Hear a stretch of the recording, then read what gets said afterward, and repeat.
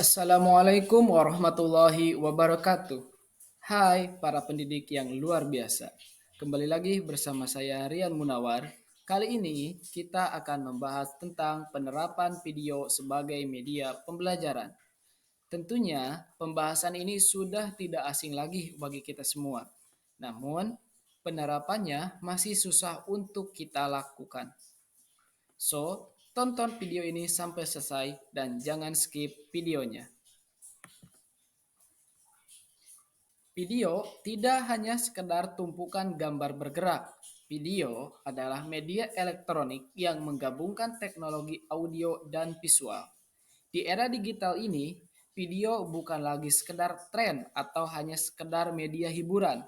Video bisa dimanfaatkan oleh pengajar untuk menyampaikan materi pembelajaran dengan fleksibel kepada para pelajarnya. Berikut beberapa fungsi media video dalam pembelajaran. Yang pertama, ada fungsi atensi. Artinya, video itu dapat menarik perhatian dan mengarahkan konsentrasi audiens atau di sini peserta didik pada materi. Ya, karena dalam video, konten materi yang kita sampaikan tentunya akan lebih terarah dan dalam durasi yang tidak terlalu panjang. Dan juga video itu biasanya kita sampaikan dengan animasi, dengan gambar dan teks sehingga peserta didik lebih tertarik lagi untuk menyaksikan videonya. Fungsi afektif. Nah, fungsi afektif itu dapat mengunggah emosi dan sikap audien atau peserta didik. Ya, dengan tadi adanya perpaduan antara audio dan visual dan ditambahkan juga animasi, itu dapat mengunggah emosi atau memunculkan ketertarikan, memunculkan mood belajar bagi setiap siswa kita. Selanjutnya ada fungsi kognitif. Nah, dengan fungsi kognitif itu artinya video dapat mempercepat pencapaian tujuan pembelajaran dan memahami pesan dalam bentuk gambar atau lambang. Ya, jadi kita bisa menyajikan dalam video itu gambar atau lambang, icon yang bisa mewakili dari materi yang kita sampaikan.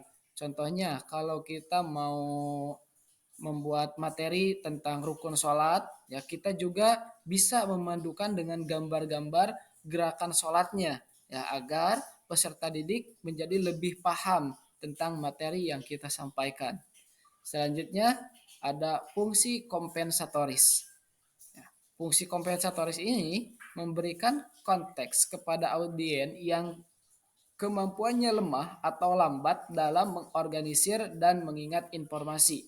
Ya, tidak dapat kita pungkiri bahwa sering kali kita temui di sekolah itu siswa yang sangat beragam.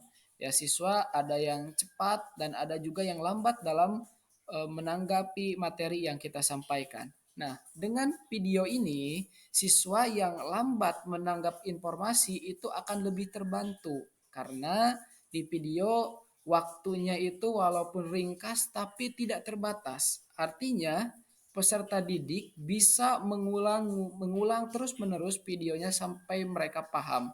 Ya. Dalam video juga tidak ada kata terlalu cepat dalam menyampaikan karena peserta didik bisa kembali mengulang. Ya, kalau ada materi yang belum mereka pahami, mereka bisa menjeda dulu videonya dan juga kembali menonton ulang. Selanjutnya ada manfaat media video. Ya, yang pertama ada menumbuhkan motivasi siswa. Terus membuat materi menjadi lebih jelas sehingga lebih mudah dipahami oleh peserta didik. Dan yang terakhir itu ada fleksibilitas dalam penggunaan dan akses media video yang tidak terbatas ruang dan waktu. Ya, jelas sekali ya dengan video ini dapat menumbuhkan motivasi siswa. Kenapa? Karena media video itu dikemas dalam bentuk visual yang menarik. Ya, sehingga siswa itu juga jadi lebih tertarik untuk belajar, ya tertarik untuk menyimak video yang kita buat. Nah, kuncinya di sini yaitu membuat video yang profesional, yang interaktif, menarik bagi peserta didik. Tentunya menarik di sini tidak harus selalu dipenuhi dengan gambar, tidak harus selalu dipenuhi dengan animasi, ya, tetapi disesuaikan dengan target siswa kita. Kalau anak-anaknya ya di bawah usia SD, ya tentunya itu mungkin lebih dipenuhi dengan animasi, lebih dipenuhi dengan gambar. Tapi kalau anak-anaknya sudah menginjak ke bangku SMA, bangku perkuliahan mahasiswa, tentunya penggunaan animasi yang terlalu banyak itu menjadi gangguan. Terus membuat materi menjadi lebih jelas.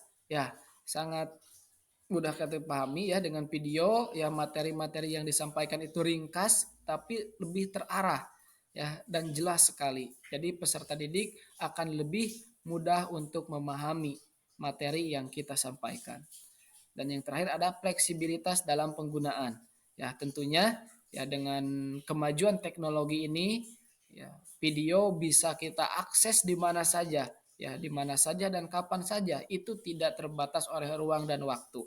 Seperti kita hari ini ya, kita eh, tidak bertemu secara langsung, tapi kawan-kawan semua bisa menyaksikan video yang saya buat ini dan kita bisa belajar bersama ya, walaupun dalam ruang dan waktu yang berbeda.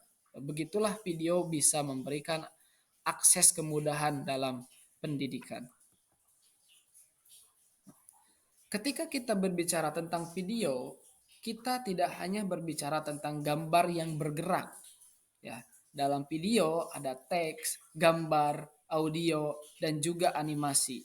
Ya, ini merupakan elemen kunci yang membentuk video pembelajaran yang efektif. Kombinasi ini menciptakan pengalaman belajar yang menyeluruh dan mudah dipahami. Nah, inilah keempat unsur-unsur video, yaitu ada teks, gambar, audio, dan animasi. Lalu peran media video dalam pembelajaran. Ya, yang pertama, mempermudah pemahaman materi pelajaran. Yang kedua, mendukung pengajar atau guru untuk menyampaikan materi secara lebih efektif. Dan yang ketiga, berperan dalam menyampaikan informasi dengan cara yang cepat. Ya. Jadi, teman-teman pengajar sekalian, video bukan hanya sekedar hiburan. Dalam dunia pendidikan, video adalah alat luar biasa yang dapat membantu kita untuk meningkatkan efektivitas dalam pembelajaran. Terima kasih telah menyimak video ini sampai selesai. Semoga materinya bisa bermanfaat untuk kita semua. Jangan lupa like, comment, share, and subscribe. Wassalamualaikum warahmatullahi wabarakatuh.